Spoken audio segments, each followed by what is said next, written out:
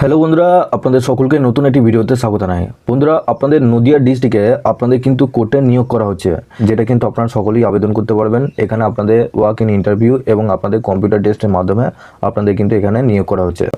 তো আপনাদের এখানে সিলেকশন প্রসেসটা আপনাদেরকে জানিয়ে দিলাম এবং কবে থেকে আপনারা আবেদন করতে পারবেন। তো চলুন এই ভিডিওটির মাধ্যমে আপনাদের সমস্ত ডিটেলসে জানাবো।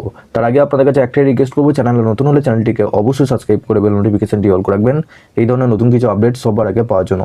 আর যারা আগে থেকে সাবস্ক্রাইব করে রেখেছেন তাদেরকে অসংখ্য ধন্যবাদ। তো চলুন বন্ধুরা, ভিডিওটি শুরু করা যাক। তো বন্ধুরা, এই যে নোটিশটা আপনারা দেখতে পাচ্ছেন, এটা হচ্ছে অফিসিয়াল নোটিশ। এই নোটিশটা কিন্তু তারা বার করেছে। পারলে আপনাদেরকে নিচে ডেসক্রিপশনে আমি অফিসিয়াল ওয়েবসাইটে আমি লিঙ্ক দিয়ে রাখবো এবং আপনারা পিডিএফ এর লিঙ্কও পেয়ে যাবেন। এবং আপনারা অবশ্যই পারলে নিচে ডেসক্রিপশনে আমাদের হোয়াটসঅ্যাপ গ্রুপ এবং টেলিগ্রাম গ্রুপের সাথে যুক্ত হয়ে আপনারা প্রত্যেক দিন ডেলি আপডেট আপনারা পেয়ে যাবেন।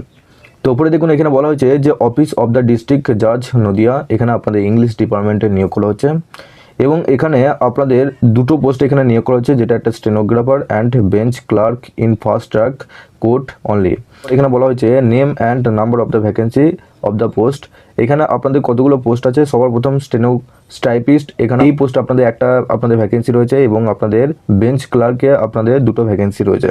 এলিজিবিলিটি ক্রাইটেরিয়া কি রয়েছে, যারা রিটায়ার্ড পার্সন রয়েছেন, যারা গভর্নমেন্ট এমপ্লয়ি ছিলেন, আপনারা 63 বছরের নিচে পর্যন্ত আপনারা আবেদন করতে পারবেন 1/7/2024 পর্যন্ত। এবং এখানে আপনাদের ফ্রেশার যারা রয়েছেন তারা কিন্তু মিনিমাম 18 থেকে 40 বছরের মধ্যে আপনাদের বয়স থাকতে হবে এবং 1/7/2024 অনুযায়ী। নিচে দেখুন ফর ইংলিশ স্টেনোটাইপিস্ট, এখানে আপনাদের বলা হয়েছে যে মিনিমাম আপনাদের মাধ্যমিক কিংবা উচ্চ মাধ্যমিক পাস করে থাকতে হবে এবং আপনাদের ইংলিশ শর্ট হ্যান্ড স্পিড আপনাদের বলা হয়েছে 80 ওয়ার্ড পার মিনিট এবং ইংলিশ টাইপ রাইটিং আপনাদের 30টা ওয়ার্ড পার মিনিট আপনাদের থাকতে হবে এবং অবশ্যই আপনারা ইংলিশ এবং বেঙ্গলি ল্যাঙ্গুয়েজ এবং আপনাদের কম্পিউটার অপারেশনে আপনাদের দক্ষতা কিন্তু থাকতে হবে।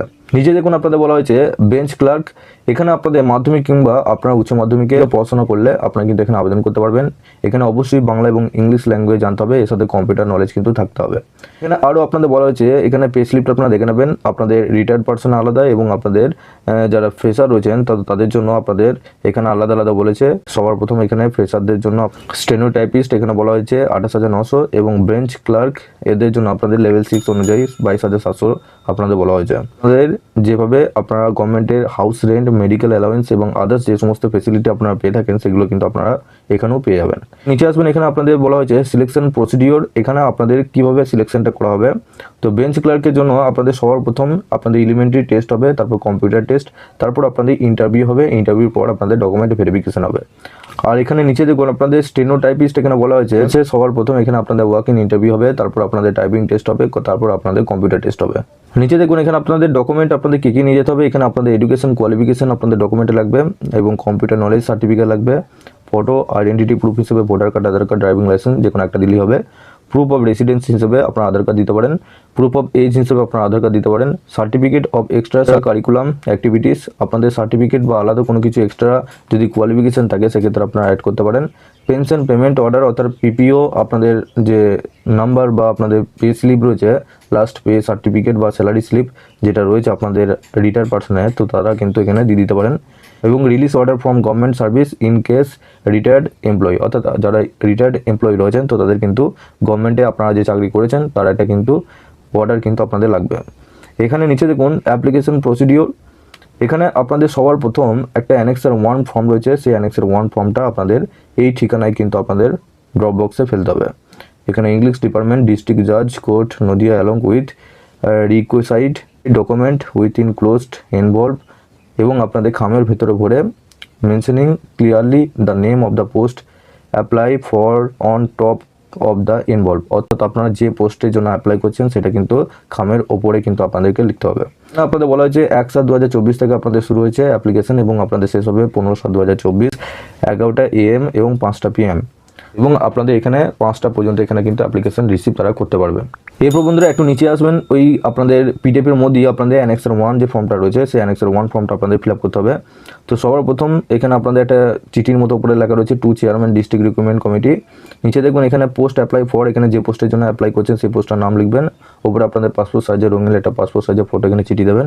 নিচে দেখুন নেম অফ দ্য অ্যাপ্লিকেন্ট, এখানে আপনার নামটা লিখবেন, ক্যাপিটালে লিখবেন, এখানে বাবার নাম লিখবেন বা আপনাদের স্বামীর নাম যদি থাকে স্বামীর নাম লিখবেন, জেন্ডার এখানে লিখবেন, রেসিডেন্ট আপনাদের ফুল অ্যাড্রেসটা দিয়ে দেবেন, ন্যাশনালিটি কী আছে, কন্ট্যাক্ট নাম্বার দিয়ে দেবেন, ইমেল আইডি অবশ্যই দিয়ে দেবেন, ডেট অফ বার্থ, এজ আপনাদের দিয়ে দেবেন 1/1/2024 অনুসারে, এডুকেশন কোয়ালিফিকেশন দিয়ে দেবেন, এক্সট্রা কারিকুলাম যদি থাকে আপনারা এখানে দিয়ে দিতে পারেন। ল্যাঙ্গুয়েজ নন, আপনারা কী কী ল্যাঙ্গুয়েজ জানেন।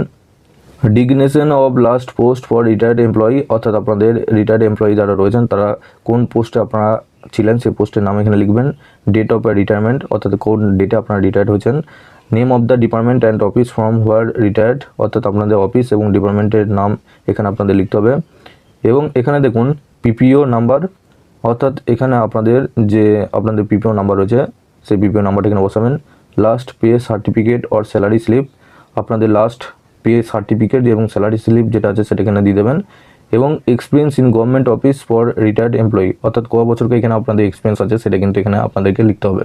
এই ফর্মটা ফিল আপ করার পর আপনাদের ওই যে আপনাদের যে ঠিকানাটা রয়েছে ওই ঠিকানায় কিন্তু আপনাদের ড্রপ বক্সে আপনাদের ফেলতে হবে। তো আপনাদের মধ্যে যারা যারা ইন্টারেস্ট রয়েছেন তারা অবশ্যই এভাবে কিন্তু আপনারা অ্যাপ্লাই করতে পারবেন এবং আপনাদের কত কী পোস্ট আছে সমস্ত কিছু ডিটেলসে জানিয়ে দিলাম। আরও নতুন কিছু আপনারা আপডেট পেতে থাকলে আপনারা অবশ্যই চ্যানেলটিকে সাবস্ক্রাইব করে বেল নোটিফিকেশনটি অল করে রাখবেন, যাতে আমাদের এই ধরনের নতুন কিছু আপডেট সবার আগে আপনার কাছে পৌঁছতে পারে। আর যারা আগে থেকে সাবস্ক্রাইব করে রেখেছেন তাদেরকে অসংখ্য ধন্যবাদ। তো চলুন বন্ধুরা, পরের ভিডিওতে দেখা হচ্ছে এরকমই নতুন কিছু আপডেট নিয়ে।